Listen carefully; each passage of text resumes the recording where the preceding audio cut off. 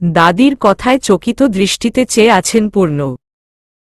আর চোখে একবার আমার দিকে তাকালেন, উনার দৃষ্টি নিজের দিকে পড়তে দেখেই চোখ সরিয়ে নিলাম আমি। পরক্ষণেই আবার এক পলক তার দিকে চাইলাম ঠিকই, তবে উনি ভেতরে ভেতরে কি ভাবছেন তা উনার মুখ দেখে খুব একটা বোঝার উপায় নেই। খানিকক্ষণ বাদে শুষ্ক কেশে বরাবরের ন্যায় গম্ভীর গলায় দাদিকে বললেন, তোমার নাতনি এত বছর পর এসেছে, তুমি ওর সাথে থাকার ইচ্ছে করতেই পারো দাদি। আমার এতে কোনো আপত্তি নেই, তবে তুরফার ঘুমানো কিন্তু একদমই ভালো নয়, আগেই বলছি। ও যেভাবে বিছানা দখল করে রাখে তা আর নাই বলি। মাঝে মধ্যে মনে হয় আমিই পড়ে যাব খাট থেকে। প্রতিদিন ভয় ভয় ঘুমাতে হয় আমায় ওর জন্য। তুমি বুড়ো মানুষ, এ বয়সে খাট থেকে পড়ে গেলে হাড়হাড্ডি একটাও আস্ত থাকবে না, তোমার জন্য চিন্তা হচ্ছে আমার। সাবধানে থেকো দাদি। পূর্ণর কথা শুনে হাসির রোল পড়ে গেল উঠোন জুড়ে। এদিকে আমার চক্ষু চর্প গাছ। উনি যে আমার সম্পর্কে এমন কথা বলবেন সবার সামনে, সেটা কখনো কল্পনায়ও আনিনি আমি। রাগে দাঁত কিরমির করে তাকালাম উনার দিকে। আমি কবে উনার পুরো বিছানা দখল করলাম? অযথাই একটা বলে দিলেন সবার সামনে। এখন রাগের চোটে মনে হচ্ছে উনার মাথা ফাটিয়ে দিই। এদিকে বাকি সবাই হেসে লুটোপুটি খাচ্ছে, আর পূর্ণ চেহারার এমন ভাব করে আছেন যেন এই মুহূর্তে উনার চেয়ে সত্যবাদী দুনিয়াতে আর কেউ নেই। উনার কথা বলার সিরিয়াস ভঙ্গিমা দেখে কারো বোঝারও জো নেই যে উনি ঠাট্টা করছেন নাকি সত্যি বলছেন। তাই বিষয়টা সত্য হোক আর মিথ্যা, সবাই এখন সেটার মজা নিতেই ব্যস্ত। মাঝখান থেকে শুধু আমার ইজ্জতের ফালুদা বানিয়ে দিলেন খারাপ লোকটা। পূর্ণর থেকে চোখ সরিয়ে দেখি বাকি ছেলেরাও হাতমুখ ধুয়ে এসে পড়েছে। বড়াম্মু, কাকিমারা চুলো থেকে গরম গরম তেলপিঠা তুলে দিচ্ছেন সবাইকে। আমি একটা পিঠা চুলো থেকে তুলে এনে ফু দিয়ে দিয়ে ঠান্ডা করছিলাম মনোযোগের সাথে, কারণ আমি আবার একদম গরম গরম খাবার খেতে পাই না, জিভ পুড়ে যায় আমার। তাই কিছুক্ষণ পর এক কামড় যেই না মুখে দিয়ে দেখব ঠান্ডা হয়েছে কি না, এমন সময় হাত থেকে পিঠেটা কেড়ে নিল কেউ। অবাক হয়ে সামনে চেয়ে দেখি পূর্ণ মহাশয় মহা আয়েসে নিজের জায়গায় বসে আমার ঠান্ডা করা পিঠা খাচ্ছেন। আরেক দফা উনার প্রতি রাগ হল আমার। লোকটা কি শুরু করেছেন সন্ধ্যা থেকে? সকাল থেকে দাদুবাড়ি আসার আগ পর্যন্ত কত সুন্দর ব্যবহার করছিলেন আমার সাথে, আর এখানে আসার পর আবার আগের মতো খাটাস হয়ে গেলেন। আপনি আমার পিঠা নিলেন কেন? আপনার লাগলে আমি তো অন্য একটা তুলে দিতামই। ওটা আমি ঠান্ডা করেছিলাম, সেটাই নিতে হলো আপনার? চোখ পাকিয়ে পূর্ণর দিকে তাকিয়ে বললাম আমি। উনি এক পলক আমায় দেখে আমার কথাকে পাত্তা না দিয়ে মনের সুখে পিঠা খেতে লাগলেন, যেন তার জীবনে এর চেয়ে গুরুত্বপূর্ণ আর কোনো কাজ নেই।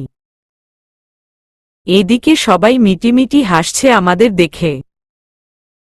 অবশেষে ফোঁস করে একটি দীর্ঘশ্বাস ফেলে আমি নতুন করে আরেকটি গরম পিঠা আমার বাটিতে তুলে নিয়ে ঠান্ডা করতে লাগলাম। এরই মধ্যে দাদির আওয়াজ শুনে তার দিকে তাকালাম।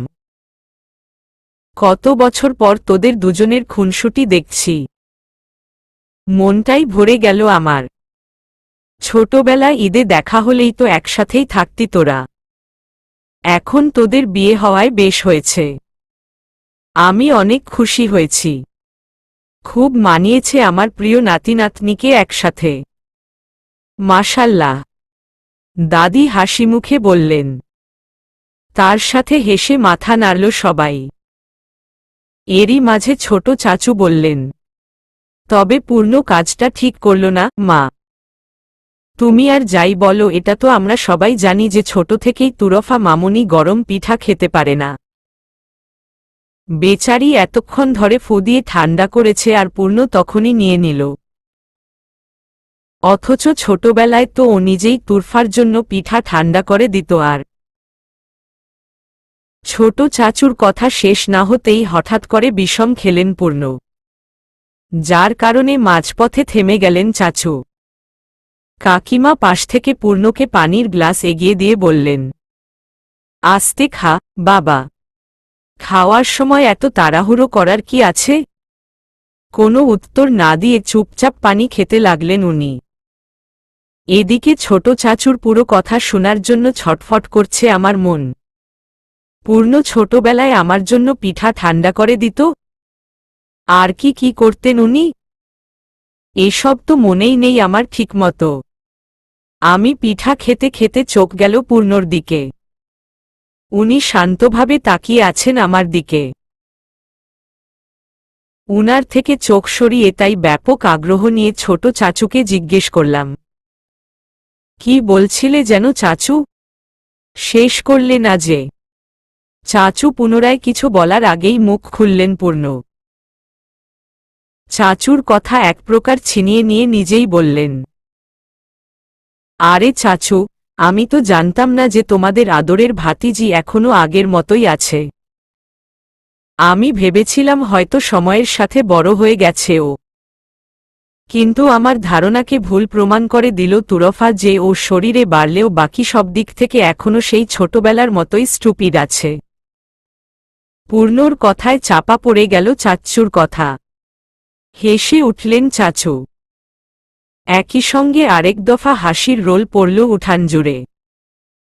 লোকটা মনে হয় আজ আমাকে হেনস্থা করার জন্যই মুখ খুলছেন বারবার। উনার দিকে অগ্নিদৃষ্টি নিক্ষেপ করে ভাবলাম আমি। এরই মাঝে পূর্ণ একটা শয়তানি হাসি দিলেন আমার দিকে তাকিয়ে। মুখ বেঁকিয়ে উনার থেকে দৃষ্টি ফিরিয়ে আমি দাদিকে বললাম, আচ্ছা দাদি, এসব বাদ দেও। আমি যাওয়ার পর কি কি মজার ঘটনা ঘটেছে ঈদে, আমি কি কি মিস করেছি সেগুলো বলো। কতদিন ধরে ইচ্ছে ছিল পরিবারের সাথে আড্ডা দেওয়ার, গল্প করার। আজ পূরণ হবে। সব গল্প শুনতে চাই আমি। আমার উচ্ছ্বাসিত মুখ দেখে হেসে ফেলল সবাই। চাচু কাকিমারাও যোগ দিলেন দাদির সাথে গল্প শোনাতে। মাঝে মধ্যে প্রান্ত ভাইয়া কিছু একটা বলছে যেটা নিয়ে পূর্ণর সাথে উনার কথা কাটাকাটি হচ্ছে। দুই ভাইয়ের খুনসুটি দেখতেও বেশ মজা লাগছে। এদিকে সবার গল্প শুনতে শুনতে হাসি ঠাট্টায় মেতে উঠেছি আমি। এতক্ষণ হাসলেও আনমনেই চোখের কোণে বিন্দু বিন্দু জলের উপস্থিতি টের পেলাম আমি। তবে কেউ দেখে ফেলার আগেই তা দ্রুত মুছে ফেললাম। এত বছর পর এই প্রথম কোনো আড্ডায় নিজেকে পর লাগছে না। কেননা আশেপাশে যারা আছেন তারা সবাই আমার আপন মানুষ, আমার আপনজন। দাদুবাড়ির বিশাল উঠোনটা এই হালকা শীতের মধ্যেও সরগরম হয়ে গেছে এত প্রাণের উপস্থিতি পেয়ে। হাসিমুখে মাথার উপরের বিশাল আকাশের দিকে তাকালাম আমি। আকাশের কোণে ঝুলে থাকা চাঁদটাও যেন হাসছে আজ আমার খুশিতে। দাদির ছোট্ট রুমে গাদাগাদি করে শুয়েবসে আছি সব মেয়েরা। গভীর রাত পর্যন্ত পরিবারের সব ছেলেমেয়েরা মিলে আড্ডা দিয়ে চলে গিয়েছে যে যার ঘরে। যাওয়ার সময় পূর্ণ একটাবারও তাকালেন না আমার দিকে। আমিও চুপচাপ দাদির রুমে চলে এসেছি। অবশ্য পরে দাদির কথায় শুধু আমিই নয়, তার ঘরে থেকে গেছি আমরা সব মেয়েরা। বড়াম্মু কাকিমারা নিজেদের মধ্যে কথা বলছে। রাইসা বেচারি প্রান্ত ভাইয়ার থেকে দূরে থাকার কষ্টে উনার সাথে মেসেজে আলাপ করছে। প্রিয়া ফ্লোরে করা বিছানায় ইতোমধ্যে ঘুমিয়ে কাদা আর এদিকে আমি মাটিতে বসে আছি দাদির সামনে, যিনি আমার চুল আঁচড়ে দিয়ে বেনি করে দিচ্ছেন। দাদির সাথে আমার শোয়ার কথা থাকলেও বড়াম্মুর কোমরে ব্যথার সমস্যা থাকায় তাকেই খাটে থাকার জন্য জোর করলাম আমি। আর যাই হোক বড়াম্মুকে নিচে শুয়ে কষ্ট পেতে দিয়ে দাদির সাথে খাটে ঘুমাতে পারব না আমি। আমার চুল বেনি করা শেষ হতেই দাদি বললেন, যা তুরফা, শুয়ে পড়। সবাই শুয়ে শুয়েই গল্প করব, অনেকক্ষণ ধরেই তো বসে আছি। দাদির বড়াম্মুদের রেস্ট লাগবে ভেবে আমিও মাথা নেড়ে শুয়ে পড়লাম। রাইসা খাটের একপাশে শুয়ে ফোনে মেসেজ করেই যাচ্ছে, অন্য পাশে কাকিমা ইতোমধ্যে নাক ডাকছেন। দরজার কাছে একপাশে প্রিয়া ঘুমাচ্ছে, তাই ওর পাশে জায়গা দেখে বালিশ কাঁথা নিয়ে শুয়ে পড়লাম আমি। দাদি বলেছিলেন গল্প করবেন, কিন্তু উনি নিজের নাক ডাকা শুরু করেছেন বিছানায় গা এলিয়েই। কোথায় গল্প, কোথায় কি, রুমের বেশিরভাগ মানুষই ঘুমাচ্ছে এখন ক্লান্তির চোটে। আমি নীরবে হাসলাম সেদিকে তাকিয়ে। চোখ বন্ধ করতেই ক্লান্ত শরীরে এসে ভর করল রাজ্যের ঘুম। ঘুমের সাগরে তলিয়ে গেলাম আমি।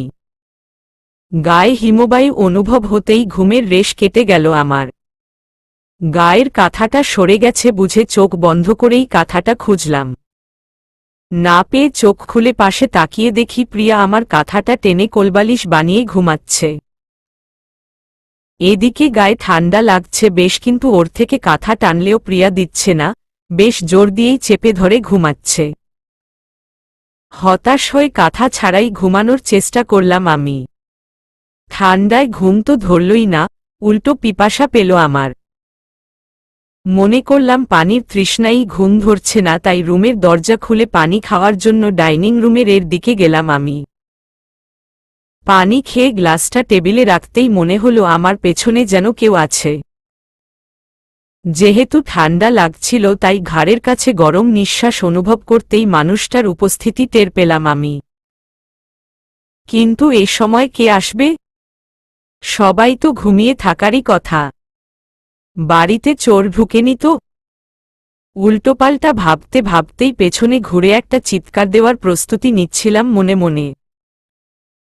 পেছনে ফিরতেই ধাক্কা খেলাম কারো শক্ত বুকের সাথে, খানিকটা পিছিয়ে ডাইনিং এর চেয়ারের সাথে বাড়ি খেতে ধরলাম আমি, কিন্তু তার আগেই আমাকে টেনে কাছে আনলেন পূর্ণ। পুরো বাড়িতে এখন ড্রিমলাইট আর জানালার পর্দার ফাঁকে দিয়ে আসা চাঁদের আলো ব্যতীত কোনো আলো নেই। এর মাঝেও স্পষ্ট দেখতে পেলাম আমি তার চেহারা।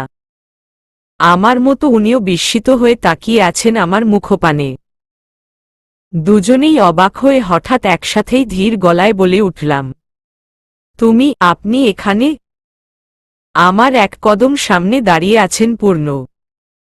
ইস্ত অন্ধকার ঘরে দুজনের দৃষ্টি দুজনার পানে। হাত ছেড়ে দিলেও দূরত্ব বাড়েনি আমাদের মাঝে। উনি কিছুক্ষণ পর ধীম আওয়াজে ধমকিয়ে বললেন, এত রাতে ঘুমাওনি কেন? গল্প কি এখনো শেষ হয়নি তোমাদের? ভ্রু কুঁচকে তাকালাম আমি উনার দিকে। এমনভাবে বলছেন যেন আমি কি একাই জেগে আছি এত রাতে আর উনি ঘুমের মধ্যে হেঁটে এসেছেন এখানে। তীক্ষ্ণ স্বরে বললাম, ঘুমিয়েছিলাম আমি। পানির তৃষ্ণায় ঘুম ভেঙে গেছে তাই এখানে এসেছিলাম। কিন্তু আপনি ঘুমাচ্ছেন না কেন? আমার তো তাও জেগে থাকার একটা কারণ ছিল, আপনার তো ছিল না। তাহলে আপনি কি করছেন এখানে এত রাতে? আমার কথায় সুচারু দৃষ্টিতে চাইলেন উনি। যেই দৃষ্টি বোধগম্য হল না আমার। তবে উনি আমার প্রশ্নের সরাসরি ওর দিলেন না। মৃদু কণ্ঠে বললেন, ঘুম ধরছে না তুরফা। ছোট্ট একটি বাক্য, অথচ এর মধ্যেও আমি খানিকটা বিষাদের গন্ধ পেলাম। আচ্ছা, উনার কি মন খারাপ? আমি কৌতূহলী চোখে তার দিকে তাকিয়ে বললাম, কি হয়েছে আপনার? শরীর খারাপ করছে না ক্ষুধা লেগেছে? কিছু বানিয়ে দিব? আমার প্রশ্নের বিপরীতে উনি জবাব না দিয়ে মুচকি হাসলেন। এই আধো আলোছায়ার খেলার মাঝেও যে হাসি হৃদয় কম্পন তুলে দিল আমার। এত সুন্দর হতে হবে কেন লোকটাকে? কি আছে তার মাঝে যা আমার এত ভালো লাগে? বিস্মিত অন্তরে ভাবলাম আমি। আমার ভাবনার মাঝেই পূর্ণ বললেন, খাবার বানিয়ে দিতে হবে না, তবে অন্য কিছু করতে হবে। পারবে? কি করতে হবে বলুন? আমার সাথে হাঁটতে যাবে তুরফা? পূর্ণর কথায় আরেক দফা বিস্ময় এসে ছুঁয়ে গেল আমায়। এই মাঝরাতে উনি আমার সাথে একা হাঁটতে যেতে চাইছেন? এটা সত্যিই পূর্ণ তো? নাকি ঘুম না হওয়ায় মাথা নষ্ট হয়ে গেছে উনার? আমি কিছু না বলে চট করে উনার মুঠোয় ধরে রাখা ফোন অন করে সময় দেখে নিলাম। রাতের 12:10 বাজে। শহরে এটা খুব বেশি সময় না হলেও গ্রামের জন্য গভীর রাত। এতক্ষণে সবাই ঘুমিয়ে কাদা হয়ে যায়। এই মাঝরাতে চাঁদের আলোর নিচে পূর্ণর সাথে নিরিবিলিতে হাঁটব ভাবতেই একটা শিহরণ হচ্ছে মনে। এদিকে পূর্ণ চুপচাপ দেখছিলেন আমার কর্মকাণ্ড।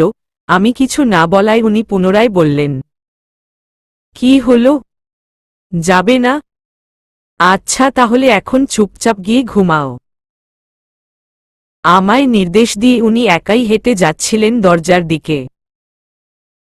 ঘটনাটি এত দ্রুত ঘটল যে পুরোটা বুঝে উঠতে বেগ পেতে হলো আমার। দৌড়ে গিয়ে পেছনে থেকে উনার বাহু চেপে ধরলাম আমি। এই, আপনি কোথায় যাচ্ছেন একা একা? আমিও যাব তো আপনার সাথে।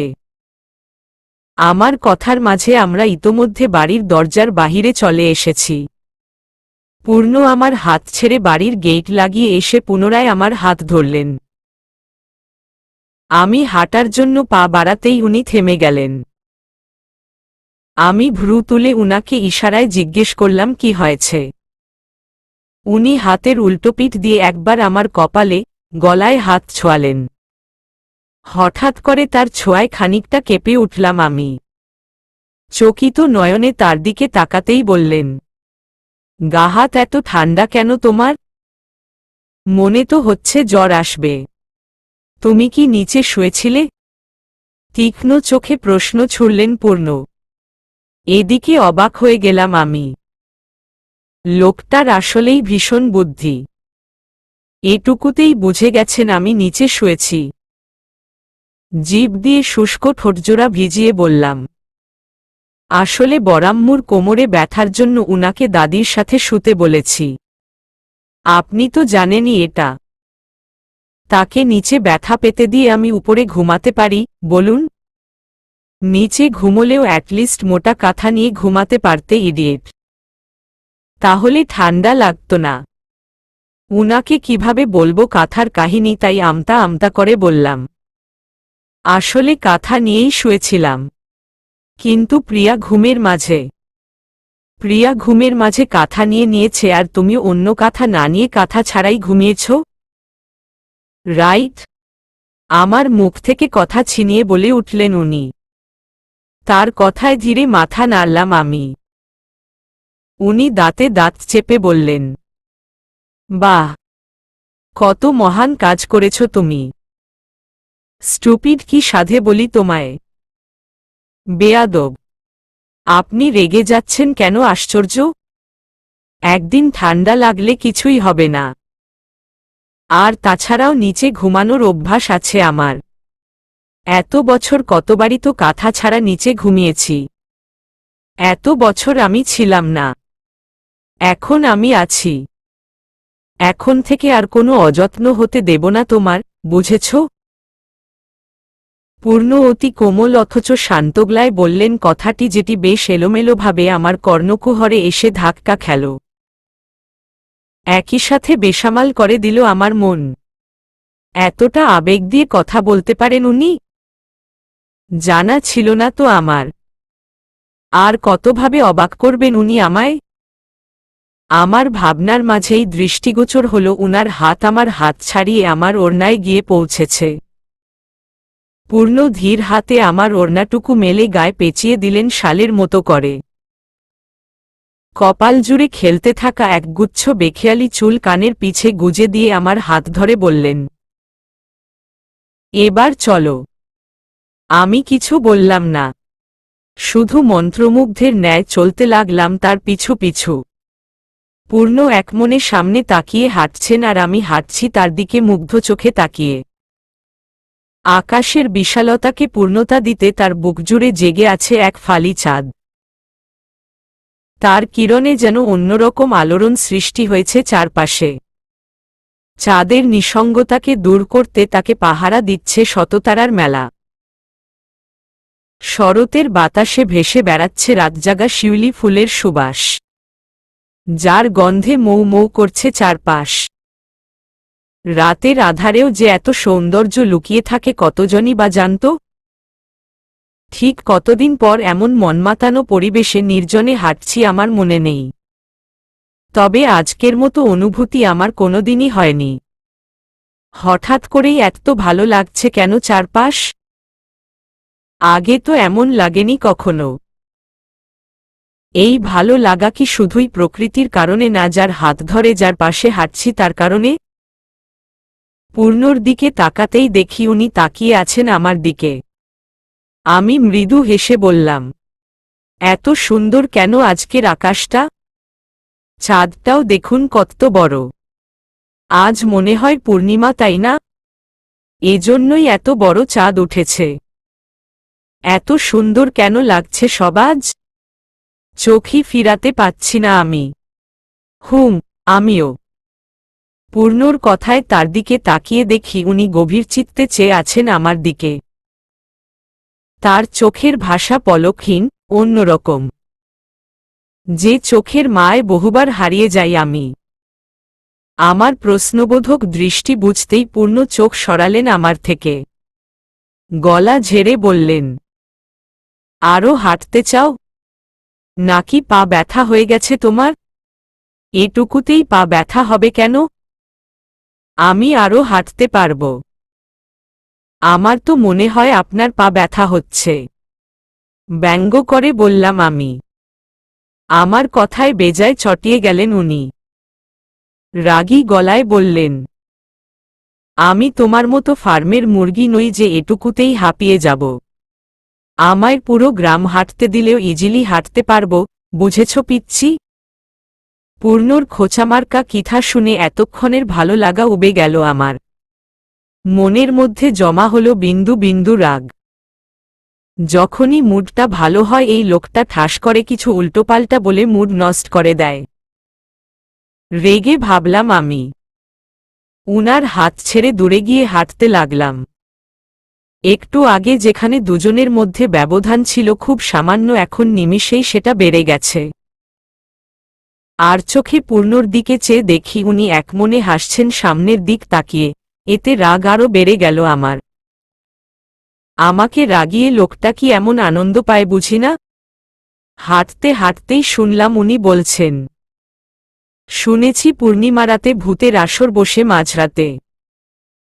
গ্রামের খোলা পরিবেশ, ভূতের পারফেক্ট আস্তানা। না জানি এখন কোথায় আসর জমাচ্ছে তারা।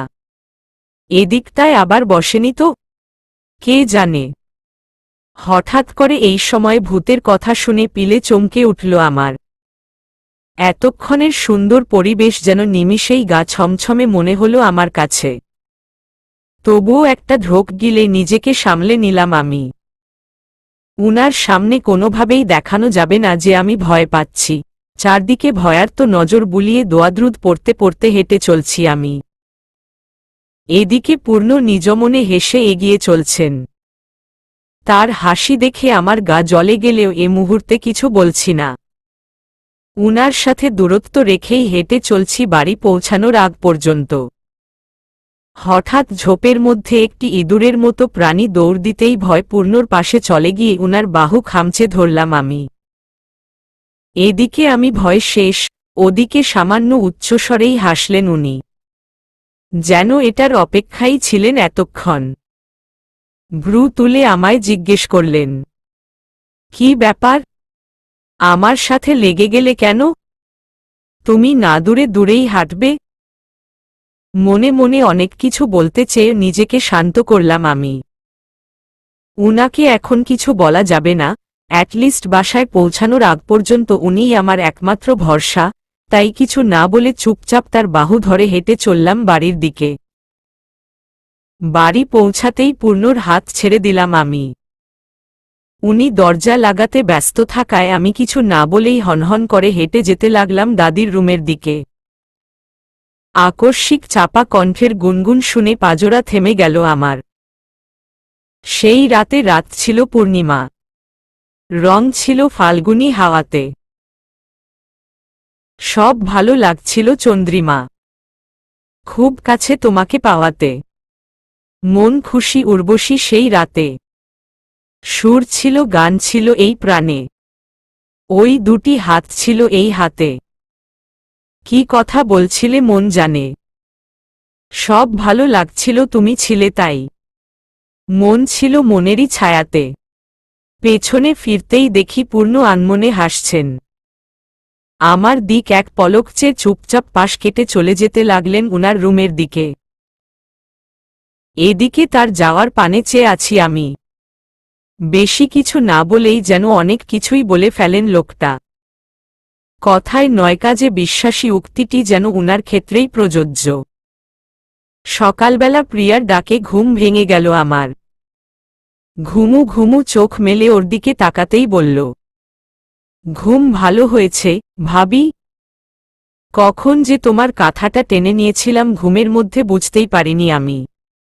তোমাকে আবার মাঝরাতে উঠে অন্য কাঁথা নিতে হলো। সত্যিই সরি। সদ্য ঘুম থেকে উঠে প্রিয়ার মুখে এমন কথার আগামাথা কিছুই বুঝলাম না আমি। নিজের দিকে তাকাতেই খানিকটা চমকে গেলাম। আমার শরীর একটা মোটা কাঁথা দিয়ে মুড়ানো, কিন্তু এটা তো আমি নেইনি। আমি ক্লান্ত হয়ে ওড়না দিয়ে গা ঢেকেই এসে ঘুমিয়ে পড়েছিলাম রাতে। তার মানে এটা নিশ্চয়ই পূর্ণ এনে দিয়েছেন। এই লোকটা আসলেই পাগল। কখন এসে আমায় কাঁথা দিয়ে মুড়িয়ে দিয়ে গেলেন আমি টেরও পেলাম না। উনার কর্মকাণ্ড প্রতিনিয়ত মুগ্ধ করছে আমায়। আমাকে থম মেরে বসে থাকতে দেখে প্রিয়া মাথা ঝাঁকিয়ে জিজ্ঞেস করল কি হয়েছে। তবে আমি ওর কথার কোনো উত্তর দিলাম না। হালকা হেসে ওর গাল টেনে দিয়ে উঠে গেলাম। পূর্ণর আচরণে আমার মনটা ফুরফুরে হয়ে গেছে। হঠাৎ মনে হলো উনি আমাকে কাঁথা দিলে নিজে নিশ্চয়ই কাঁথা ছাড়াই ঘুমিয়েছেন।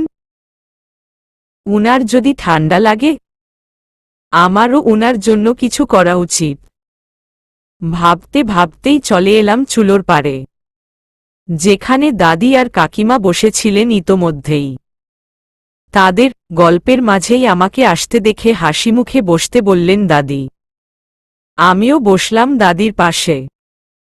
চুলোর দিকে তাকিয়েই দেখি কাকিমা দুধ চা করছেন সবার জন্য। আমাকে সেদিকে তাকিয়ে থাকতে বললেন, তোর না দুধ চা খুব পছন্দ ছিল? এখনো খাস নাকি, ভালো লাগে না আর? সকাল সকাল ঘুম থেকে উঠে সবাই চা খায় এখানে, মনে আছে তো? কাকির কথায় মুচকি হেসে মাথা নাড়লাম আমি। দুধ চা আমার ছোট থেকেই ভীষণ পছন্দ। বরাবরই বিশাল আকারের চাখর আমি। আমি জানি আমাদের দাদু বাড়িতে সবাই ঘুম থেকে উঠে চা খায়, আর এটাও মনে আছে যে তাজওয়ার ভাইয়া অর্থাৎ পূর্ণ বাদে সবাই এটা খায়। উনার দুধ চা একেবারেই পছন্দ না। উনি কফি পছন্দ করেন। একই সাথে এটাও মাথায় এলো যে উনার ঠান্ডা লাগতে পারে আর উনার কফি খাওয়া প্রয়োজন। কিন্তু উনি তো এই চা খাবেন না। আবার দাদি কাকিমাদের সামনে লজ্জায় আমি উনার জন্য কফি বানাবো এটা বলতেও পাচ্ছি না। ইতস্তত মুখে চেয়ে আছি নিচের দিকে। কাপে চা ঢালার আওয়াজে উপরে তাকাতেই দেখি কাকি বলছেন, চায়ের ট্রেটা নিয়ে গিয়ে টেবিলে রাখো তো মা। তোর চাচুরা সবাই হয়তো উঠে গেছে এতক্ষণে। টেবিলে চা না পেলে আবার মাথা ধরবে সবার। কাকির কথায় হাসি পেলেও ট্রে নিয়ে টেবিলে রাখতে গেলাম আমি। চাচুরা সবাই সোফায় বসে আছেন। প্রান্ত ভাইয়াও চলে এসেছেন। আমায় দেখে সবাই হাসি দিলেন, বিনিময়ে আমিও হাসলাম। পূর্ণ এখনো উঠেননি হয়তো, উনাকে চোখে পড়ল না। সবাইকে চা দিতে দিতে দাদি কাকিমাও এতক্ষণে রুমে চলে এসেছেন, তাই আমি এই সুযোগে আস্তে করে কেটে পড়লাম রান্নাঘরের উদ্দেশ্যে। কফি খুঁজে পেতে বেশি বেগ পেতে হলো না, সামনের দিকেই ছিল। আমিও চটজলদি পানি গরম দিলাম চুলোয়। কফি বানানো প্রায় শেষের দিকে।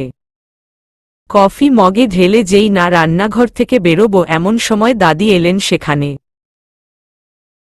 দাদিকে দেখে খানিকটা বিস্ময় আর লজ্জা ঘিরে ধরল আমায়।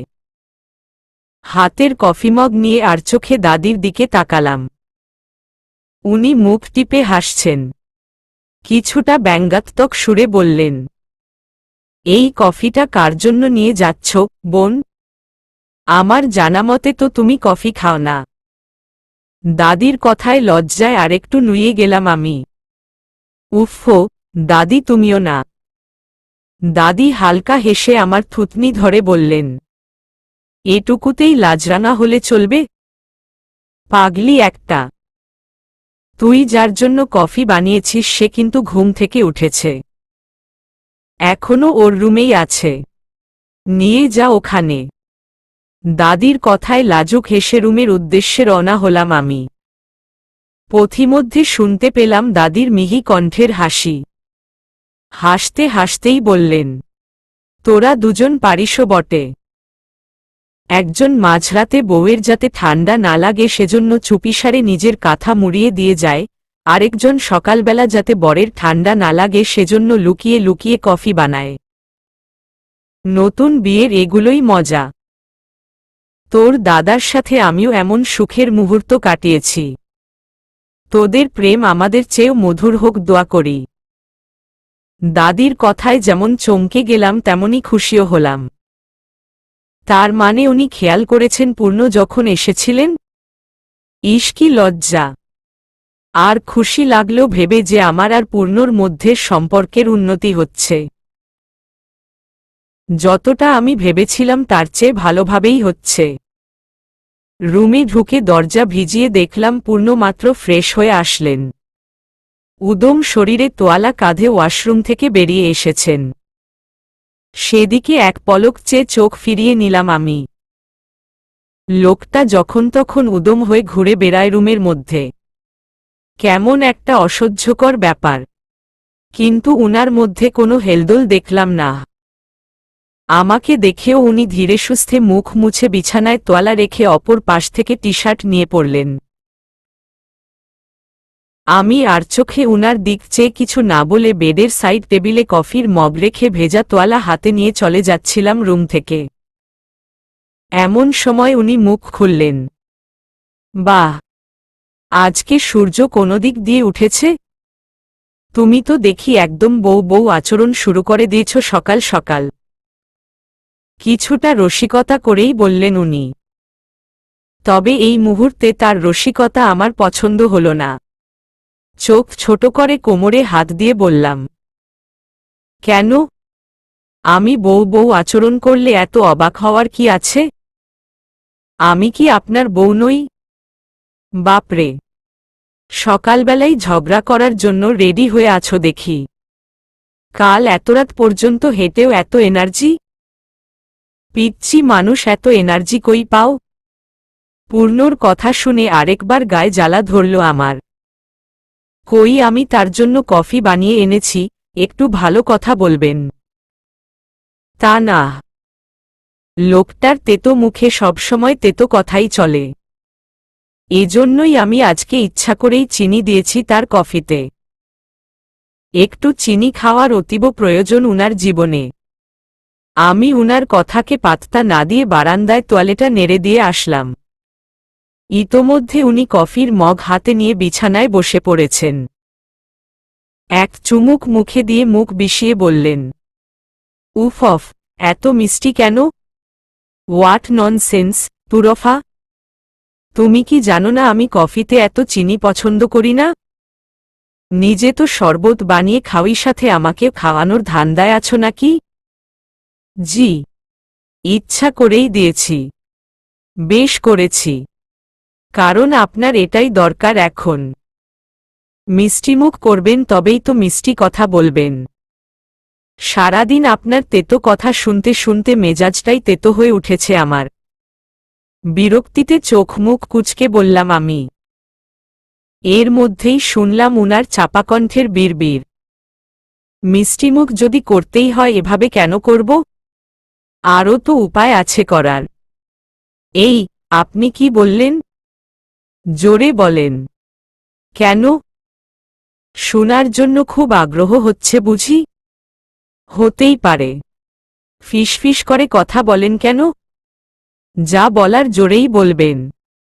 জোরে বলতে আমার সমস্যা নেই, তুমিই লজ্জা পাবে। তখন আবার আমার দোষ হবে। আমি কিছুক্ষণ পিটপিট চোখে তাকিয়ে রইলাম উনার দেখে। তার দুষ্টু হাসি দেখে বুঝলাম উনি অবশ্যই ভালো কিছু বলেননি, তাই মুখ বাঁকিয়ে ধীরস্বরে বললাম, ছি। পূর্ণ হেসে পুনরায় কফি মুখে দিতেই মুখ বিষিয়ে ফেললেন আবার। করুণ কণ্ঠে বললেন, সত্যিই খেতে পাচ্ছি না তুরফা।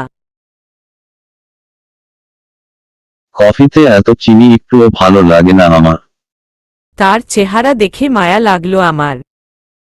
আসলেই হয়তো চিনি দেওয়া উচিত হয়নি যেখানে উনি পছন্দ করেন না বিষয়টা।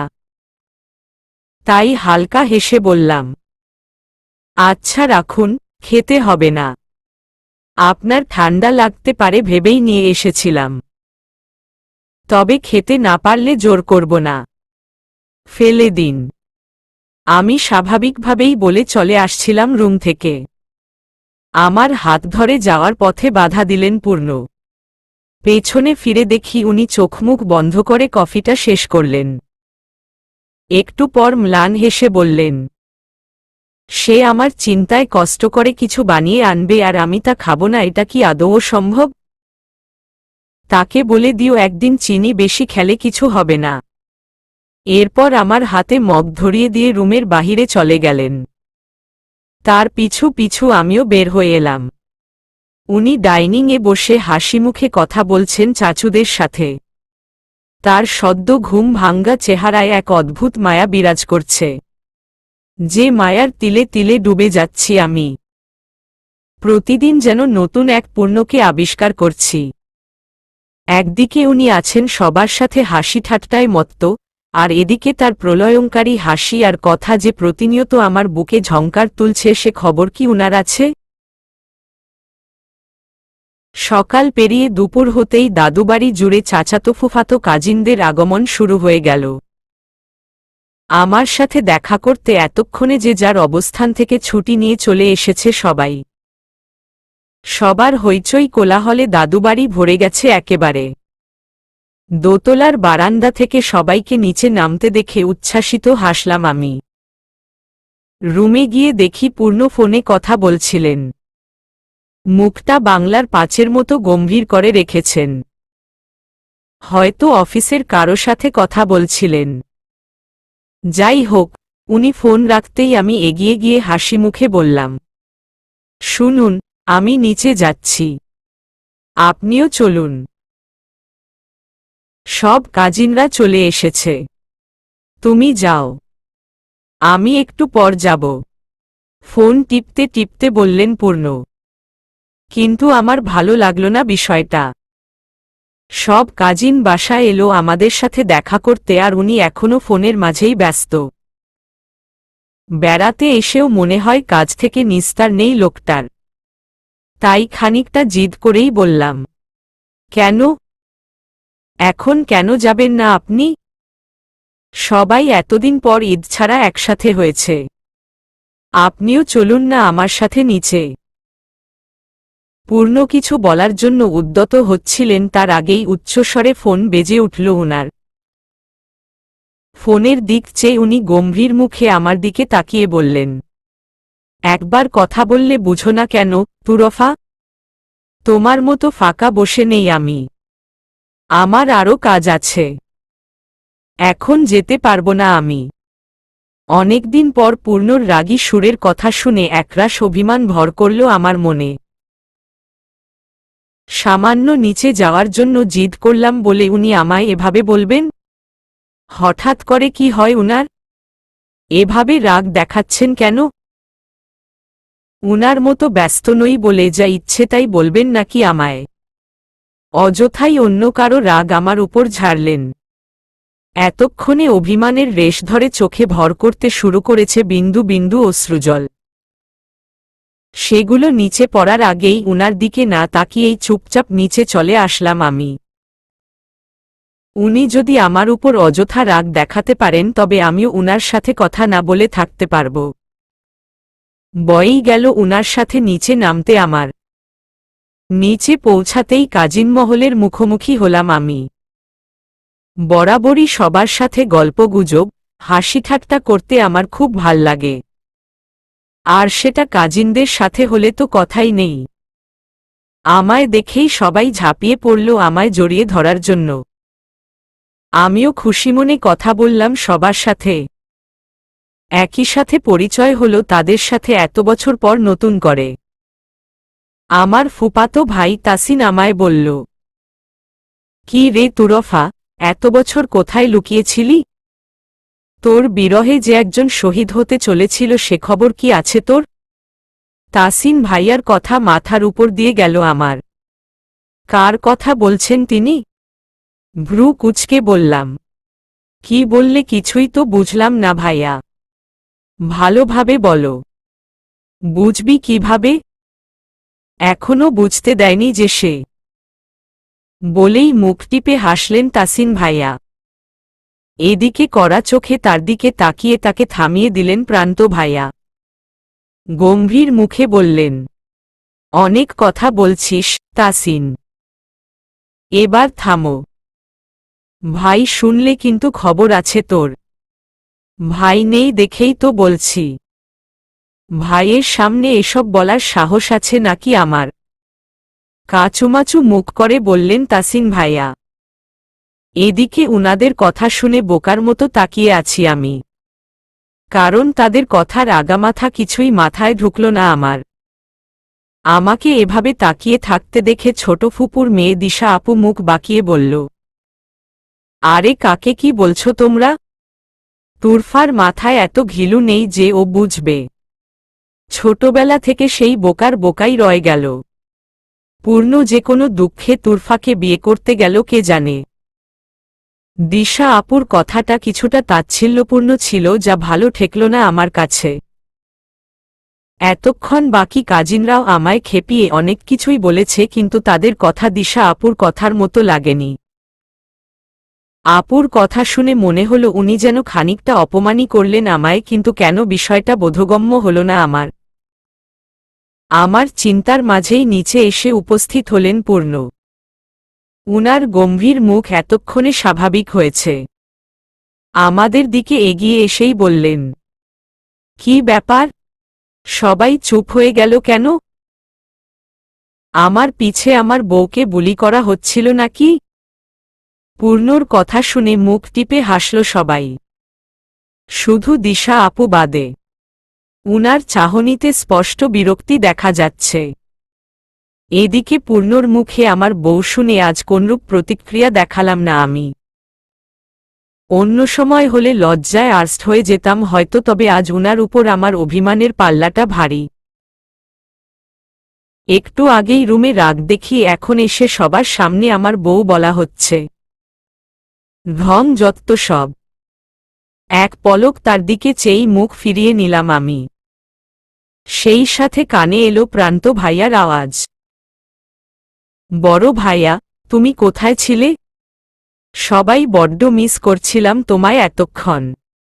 এখন তুমি এসেছ, আরও মজা হবে। এই বৃষ্টিমুখর দিনে নাস্তা খেতে খেতে সবার মিলে জম্পেশ আড্ডা দিব।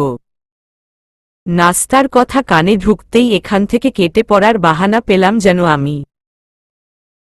পূর্ণর সামনে থাকার কোনো ইচ্ছেই হচ্ছে না আমার আপাতত। তাই সবাইকে উদ্দেশ্য করে বললাম, ভালো কথা মনে করে দিয়েছ প্রান্ত ভাইয়া। আমি এক্ষুনি নাস্তা নিয়ে আসছি। আমার সাথে যোগ দিল রাইসাও। দুজন মিলে চলে যেতে লাগলাম রান্নাঘরের দিকে। যেতে যেতেই কানে এলো প্রান্ত ভাইয়া পূর্ণকে বলছেন, এই গাধা তাসিনটা তুরফাকে সব বলেই দিচ্ছিল বড় ভাইয়া। সময় থাকতেই আমি ওর মুখ বন্ধ করে দিয়েছি। ঠিক সময়েই তুমি এসেছ। প্রান্ত ভাইয়ার প্রত্যুত্তরে পূর্ণ কি বললেন আমার শোনা হল না। রাইসার কথার নিচে চাপা পড়ে গেল সেই কথা। রাইসার সাথে কথা বলতে বলতেই রান্নাঘরে প্রবেশ করলাম আমি। শরতের মেঘাচ্ছন্ন আকাশে বৃষ্টি বৃষ্টি ভাব। আমার সাথে সাথে যেন আজ মেঘেদেরও মন খারাপ। যে কোনো সময় যেন মন ভালো করতে বৃষ্টি হয়ে ধরা দিবে ধরণীর বুকে। এমন মেঘলা দিনে ছাদের মধ্যিখানে আসর জমেছে কাজিন মহলের। সবার হৈহুল্লোড়ের ভিড়ে যেন চাপা পড়ে যাচ্ছে মেঘের গর্জন। দমকা হাওয়া ছুটতেই আরো বেশি উত্তেজিত হয়ে উঠল সবাই। আমার সেদিকে মন নেই। একদৃষ্টিতে মেঘের দিকে তাকিয়ে আছি আমি। আজ আমিও চাইছি বৃষ্টি নামুক। যে বৃষ্টিতে মন খারাপ ধুয়ে মুছে একাকার হয়ে যায়। যে বৃষ্টিতে দুটি মন মিলেমিশে এক হয়ে যায়। হঠাৎ প্রান্ত ভাইয়ার উচ্ছ্বাসিত আওয়াজ কানে এতে তার দিকে ফিরলাম আমি। পূর্ণকে উদ্দেশ্য করে বললেন, বড় ভাইয়া, আজকে সময়ও আছে, সুযোগও আছে। এমন বৃষ্টিবাদল দিনে গান ছাড়া আড্ডা কোনোভাবেই জমে না। অনেকদিন তোমার গান শোনা হয় না। আজ একটা গান শোনাও না প্লিজ। তাসিন তো গিটারও এনেছে। ও বাজাবে, তুমি গান গাবে। প্রান্ত ভাইয়ার কথায় উল্লাসে মেতে উঠেল বাকি কাজিনরা।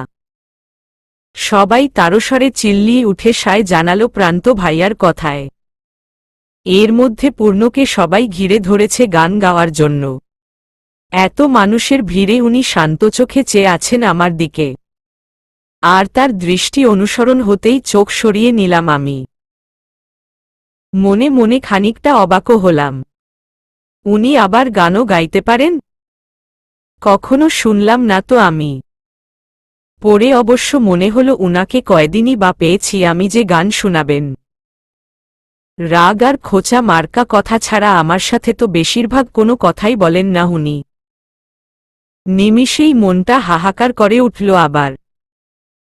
দুঃখী মুখে এক বুক অভিমান নিয়ে পুনরায় আকাশের দিকে তাকিয়ে মেঘের খেলা দেখতে লাগলাম আমি। কয়েক মুহূর্ত অতিক্রম হল। গিটারের রিনিঝিনি তাল কানে আসতেই চোখ তীক্ষ্ণ হল আমার।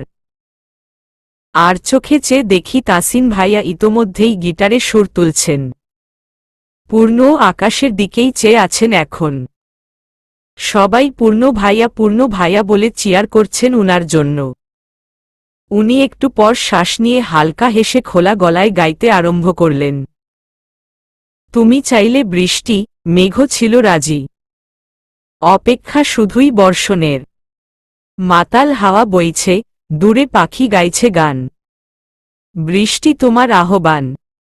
সাদা রঙের স্বপ্নগুলো দিল নাকো ছুটি। তাই তো আমি বসে একা। ঘাসফুলেদের সাথে আমি একাই কথা বলি। ঘাসফুলগুলো সব ছন্নছাড়া। তুমি চাইলে জোছনা, স্বপ্নীল কোনো এক রাতে। আকাশটা ঘিরে প্রার্থনা। চাঁদটা বলবে হেসে, জোছনা এলে শেষে। জানিও তোমার অভ্যর্থনা। গানটা আমার অনেক প্রিয় একটা গান। এই গানটার মধ্যে যেন মিশে আছে কিছুটা একাকিত্ব, লুকিয়ে আছে দীর্ঘ অপেক্ষার কোনো স্মৃতি। পূর্ণর খোলা গলায় গানটা সত্যিই বড্ড মানিয়েছে, যেটা ছিল আমার আশাতীত। এমন বিষণ্ণ দিনে এর চেয়ে মানানসই গান আর হতে পারে বলে আমার মনে হল না। না চাইতেও চোখ চলে গেল পূর্ণর দিকে। উনিও মাত্রই তাকালেন আমার দিকে। চোখাচোখির মুহূর্ত দীর্ঘকায় হল। দুই চোখে কিছু না বলা কথা প্রেরিত হল। আচমকাই আকাশের বুক চিরে গুড়ি গুড়ি বৃষ্টির বর্ষিত হল। যেন বৃষ্টি এতক্ষণ এই মুহূর্তেরই অপেক্ষায় ছিল। বৃষ্টি নামতেই সবাই হৈ হৈ নিচে নেমে গেল আম কুড়াতে। দাদুবাড়ি এসেছে আর বৃষ্টির দিনে আম কুড়োবে না এমনটা তো আর হতে পারে না। পূর্ণ এখনো শান্ত নিশ্চুপ। সবাই এতক্ষণে নিচে নেমে গেছে তাই আমিও চুপচাপ চলে যাচ্ছিলাম তাদের পিছু পিছু। হঠাৎই পূর্ণ শান্ত গলায় ডাকলেন আমায়। একটু পড়ে গেলে হয় না, তুরফা? মায়াময় সামান্য আবদার। অথচ এই ডাকেও আজ মন গলল না আমার। এভাবেই আমিও সকালবেলা বলেছিলাম তাকে, বিনিময়ে তার রাগ ও অবহেলা ছাড়া কিছুই পাইনি। তাই পেছনে না ঘুরেই তার কথাকে উপেক্ষা করে চলে যেতে লাগলাম নিচে। কিন্তু পূর্ণ ধোপাদপ পা ফেলে এসে হাত ধরে ফেললেন আমার। তার দিকে ঘুরিয়ে আমার দিক চেয়ে কাতর চোখে কোমল কণ্ঠে বললেন, অভিমানের পাল্লাটা কি খুব বেশি ভারী? অনেক রাগ করেছ আমার উপর? এবার আর নিজের অনুভূতিগুলোকে সামলাতে পারলাম না আমি। অভিমানগুলো বৃষ্টির মধ্যেই চোখ বেয়ে গড়িয়ে পড়ল আমার। পূর্ণর মাঝে কি অদৃশ্য মায়া আছে আমি জানি না, যে মায়া সর্বদাই এক পশলা বৃষ্টি হয়ে ভিজিয়ে দেয় আমার মনকে। আকাশ হতে বিন্দু বিন্দু জলরাশি গড়িয়ে পড়ছে আপন গতিতে। মেঘরাশি একে অপরের সাথে ঝগড়ায় ব্যস্ত, বাতাসের গতিবেগও বাড়ছে ক্রমশ। এরই মাঝে ছাদে দাঁড়িয়ে আছি পূর্ণ আর আমি। না উনি নিজে নিচে যাচ্ছেন, না আমাকে যেতে দিচ্ছেন। উনার শক্ত হাতের বন্ধনীতে আবদ্ধ আছে আমার ছোট্ট হাতজোড়া। যে দৃঢ় হাতের বন্ধন ছিন্ন করার শক্তি, সাধ্য কোনোটাই আমার নেই। পূর্ণ শুধুই একদৃষ্টিতে চেয়ে আছেন আমার দিকে। বৃষ্টির মাঝে এভাবে তাকিয়ে থাকার কারণে উনার চোখজোড়া খানিকটা লালচে হয়ে আছে, তবে এই লাল বর্ণটা কি নিছক বৃষ্টির কারণে নাকি অন্য কোনো কারণে আমি ঠিক বুঝতে পেলাম না। উনি আমি কিছু বলার আগেই মেঘদয় ক্ষিপ্ত হয়ে ডেকে উঠল প্রবল স্বরে। যে গর্জনে ভীষণভাবে কেঁপে উঠলাম আমি। চোখমুখ খিচে বন্ধ করে দাঁড়িয়ে রইলাম কোনো রকম। বৃষ্টি আমার পছন্দ হলেও বিদ্যুৎ একেবারেই পছন্দ না, খুব ভয় লাগে বিদ্যুৎ চমকালে। কোনো কিছু বুঝে উঠার আগেই পূর্ণ তড়িৎ বেগে টেনে নিলেন আমায়, আলতো করে আমার মাথা চেপে ধরলেন তার বুকে। ঘটনার আকস্মিকতায় বিস্মিত হয়ে বন্ধ চোখদ্বয় খুলে ফেললাম আমি। বৃষ্টিতে ভিজে উনার সাদা শার্ট গায়ের সাথে লেপ্টে আছে, যার দরুন তার বুকে মাথা রেখে তার শরীরের উষ্ণতা অনুভব করতে পেলাম আমি। উনার কি জ্বর এসেছে নাকি? গা এরকম গরম কেন তার? আমি কিছু জিজ্ঞেস করার আগেই পূর্ণ কোমল কণ্ঠে বললেন, এত ভয় পাচ্ছিলে কেন তুমি? রিল্যাক্স, আমি আছি না তোমার সাথে? আর কখনো এভাবে ভয় পাবে না। উনি মাথায় হাত বুলিয়ে দিয়ে বললেন। এদিকে তার নরম কথায়াচরণে এতক্ষণের অভিমান ভেঙে চুরমার হয়ে গেল আমার। তবু কিছু না বলে চুপচাপ উনার সাথে লেগে থেকে তার বুকের মাঝে কম্পনরত ধুকপুক ধ্বনি শুনতে লাগলাম আমি। খানিক বাদে পূর্ণ আবার বললেন, কথা বলছো না কেন আমার সাথে, তুরফা? কিছু বলো। তখন থেকে তুমি একটা কথাও বলনি আমার সাথে। যদিও পূর্ণর উপর জমা অভিমান আমার আগেই ধুয়ে গেছে, তবু উনাকে খানিকটা জ্বালাতন করতে উতলা হল মন। গলায় কৃত্রিম রাগ মিশিয়ে বললাম, কেন কথা বলবো আপনার সাথে? আপনি কথায় কথায় আমার উপর রাগ দেখান। আমিও রাগ করেছি আপনার উপর। তখন আমার মাথা গরম ছিল খুব। তোমায় তো একবার বলেছিলাম আমার কাজ আছে, তুমি তাও জিদ করছিলে। এজন্য রাগের মাথায় ধমক দিয়েছি। কখন কাজ থাকে না আপনার? যখনই কিছু বলি তখনই শুধু কাজ কাজ আর কাজ। আমার জন্য তো সময় নেই আপনার কাছে। আবার আমাকে খোঁটাও দিয়েছেন ফাঁকা বসে আছি বলে। ভার্সিটিতে যাই আগে, অনেকগুলো ছেলেবন্ধু বানাবো আর ওদের সাথে ঘুরতে বেরাবো।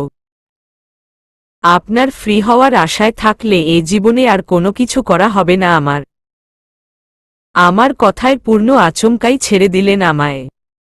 কোনোমতে টাল সামলিয়ে দাঁড়ালাম আমি। এরই মাঝে পূর্ণ তীক্ষ্ণ কণ্ঠে বলে উঠলেন, কথা বলতে বলেছি তার মানে এই নয় যে যা মন চায় তাই বলবে। খুব সাহস বেড়েছে তোমার, তাই না? পা ভেঙে বাসায় রেখে দিব, বেয়াদব। আসছেন আমার পা ভাঙতে? শখ কত! আপনি পা ভাঙ্গার আগেই আমি ওদের সাথে পালিয়ে যাব। তুরফা, আমায় রাগিও না বলছি। এখন আমি রেগে কিছু বললে পরে আবার তুমিই কষ্ট পাবে। শক্ত চোয়ালে বললেন উনি। উনার মুখের দিক তাকিয়ে এ মুহূর্তে চুপ করাটাই ভালো মনে করলাম আমি। তাই কথা না বাড়িয়ে তাকে মুখ ভেঙচিয়ে চলে আসছিলাম। এমন সময় উনি পেছনে থেকে বললেন, কেউ রাগ করেছিল বলে তার জন্য চকলেট নিয়ে এসেছিলাম। সে এখন আমায় রাগিয়ে দিয়েছে, তাই এগুলো আমি নিজের কাছেই রাখছি। চকলেটের কথা শুনে পেছনে ফিরে তাকাতেই দেখি পূর্ণর হাতে আমার প্রিয় ডার্ক চকলেট। কতদিন খাইনি এটা। খুশি হয়ে উনার কাছে থেকে চকলেট নিতে ধরতেই উনি হাত উঁচুতে তুলে বললেন, এখন নিতে চাচ্ছ কেন? তখন রাগ ভাঙ্গিয়ে নিজে থেকে দিতে চাচ্ছিলাম, সেটার তো সুযোগই দিলে না, উল্টো রাগিয়ে দিলে আমায়। এখন এমনি এমনি কেন দিব তাহলে তোমায়? ধরতে পারলে দিব, তাছাড়া নয়। উনার কথা শুনে মেজাজ খারাপ হয়ে গেল আমার। আমি কি জানতাম উনি চকলেট আনবেন আমার জন্য? আর দিতেই যখন এসেছে তখন এসব নাটক করার কি আছে? উনি কত লম্বা, তার মধ্যে হাত উঁচু করে উপরে উঠিয়ে রেখেছেন। আমি তো লাফিয়েও তার উঁচু করা হাতের নাগাল পাব না। তাই জ্বালাময়ী কণ্ঠে বললাম, দিতে মন চাইলে সরাসরি দিবেন, না হলে দিবেন না।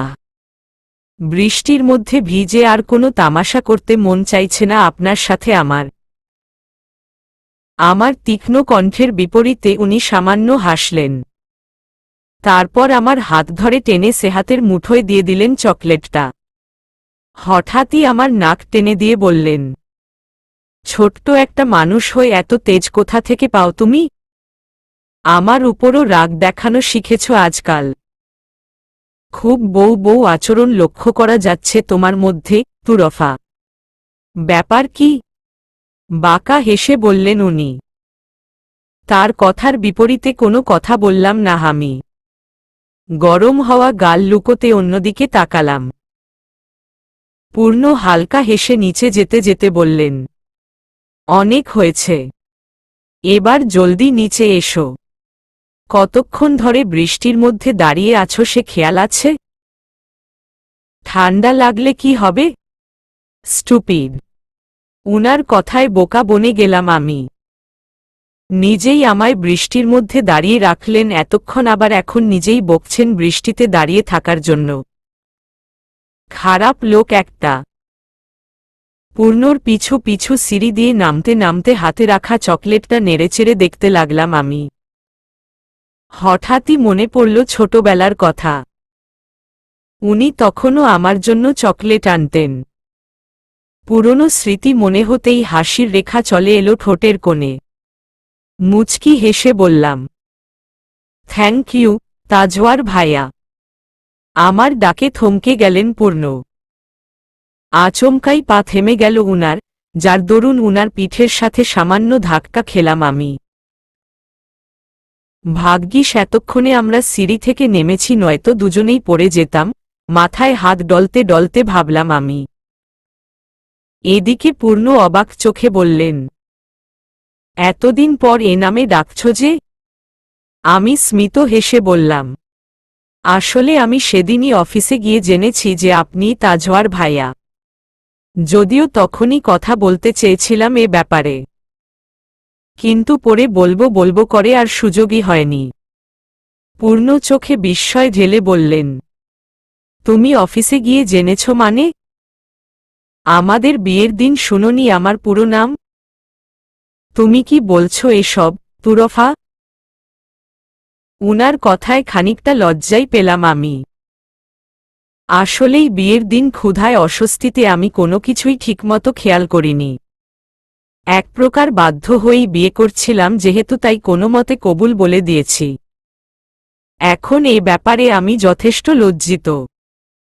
তাই ভীষণ ইতস্ততভাবে বললাম, আসলে বিয়ের দিন শরীরটা ভালো ছিল না আমার। আপনি তো দেখেছিলেনই আমার কেমন অবস্থা হয়েছিল। ওর মধ্যে কি আর খেয়াল করব বলুন? কোনোরকম বিয়ে সেরে ফেলার চিন্তায় ছিলাম শুধু আমি। আমার কথা শুনে পূর্ণ হতাশ দৃষ্টিতে চেয়ে রইলেন। আহত গলায় বললেন, অথচ আমাদের বিয়ের সবকিছু আমার মনে আছে। তোমার ক্লান্ত মলিন চেহারা, তোমার কবুল বলা, আমার কবুল বলা। ভেবেছিলাম তুমি ক্লান্ত হলেও বিয়ের ক্ষেত্রে মনোযোগী ছিলে, কিন্তু আমার ধারণাকে তুমি ভুল প্রমাণ করলে। এত খামখেয়ালিপনা কেন তোমার মধ্যে, তুরফা? পূর্ণর কথার বিপরীতে কি জবাব দিব আমি তৎক্ষণাৎ ভেবে পেলাম না। হঠাৎ করেই যেন অপরাধবোধ কাজ করল নিজের মধ্যে। পূর্ণ তো ভুল কিছু বলেননি, ভুল আমারই ছিল। কিন্তু আমি নিজেও ইচ্ছা করে অমনোযোগী ছিলাম না। পরিস্থিতিটাই এমন ছিল। উনাকে কিভাবে বুঝাবো বুঝতে পারলাম না। তবুও কাচুমাচু করে উনাকে কিছু বলতে যাব তার আগেই আমায় জোরে সোরে ডাকলেন দাদি। দাদির কণ্ঠ শুনে পূর্ণ একবার আমার দিক চেয়ে চলে গেলেন রুমে। আমিও দীর্ঘশ্বাস ফেলে চুপচাপ চলে গেলাম দাদির কাছে। কাজিন মহলের সাথে গল্পগুজব করে রাতের খাবার খেয়ে পূর্ণর রুমে চলে আসলাম আমি। দাদি নিজেই আজ পাঠিয়েছেন আমায় উনার রুমে। বেশি মানুষ হয়েছে বিধায় বাকি রুমগুলোই অন্যরা গাদাগাদি করে থাকবে। যাই হোক, রুমে এসে দেখি পূর্ণ বালিশ ছাড়া চুপচাপ শুয়ে আছেন উপর হয়ে। উনাকে এভাবে দেখে ভ্রু কুঁচকে গেল আমার। কি হয়েছে লোকটার? ডিনারেও তেমন কথা বললেন না আজ কারো সাথে, আগে আগে খেয়েই চলে এলেন। আমি ভেবেছিলাম সবসময়ের মতো এবারও উনার কাজ আছে তাই এমন করছেন, কিন্তু উনি তো চুপচাপ শুয়ে আছেন রুমে। ব্যাপার কি? খাটের কোণে গিয়ে পূর্ণর পাশে বসে উনাকে ডাকলাম বার কয়েক। উনি সাড়া দিলেন না। ভাবলাম ঘুমোচ্ছেন তাই উনার মাথার নিচে বালিশ দিয়ে দেওয়ার জন্য তার গলার নিচে হাত দিতেই চমকে উঠলাম আমি। শরীর ভীষণ গরম উনার, জ্বরে যেন পুড়ে যাচ্ছে গা। জ্বরের প্রকোপে তার ফর্সা চেহারা যেন ফ্যাকাশে গেছে। তার এমন অবস্থা দেখে চিন্তায় ভয় ঘাম ছুটে গেল আমার। কাঁপা কাঁপা হাতে উনার মাথায় হাত রেখে কি করব ভাবতে লাগলাম আমি। চলবে।